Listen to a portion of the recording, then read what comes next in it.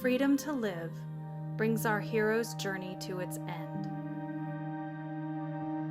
Once the hero has mastered the two worlds, it frees him from fear.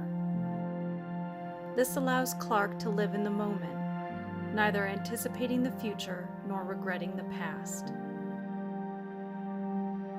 His focus being the enduring delivery of his elixir,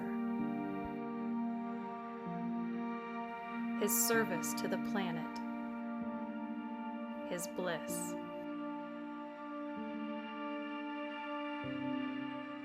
How can I get what I have to give to them? Not just what do they want. It involves compassion, not resentment, hostility, and violence. You can't give unless you're going to let the barrier drop that you had to put up to get away.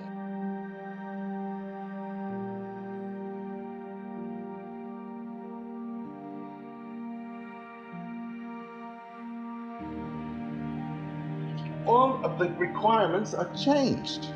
In the return, here everything that they were was enough to drive you away.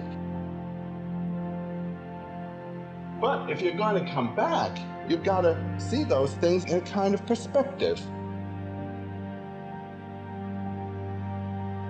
I call this the delivery of your elixir, and the symbology is of the awakened world. What do you have to do? That is the circle. As Zack Snyder's mythical journey for Superman comes to an end, so too does ours. Joseph Campbell explains there are two paths in which one can live their life. There is the right-hand path where we accept the context of our world, behave in accordance with its rules, and never see the completion of this mythic adventure. And then there is the left-hand path, where we follow our bliss.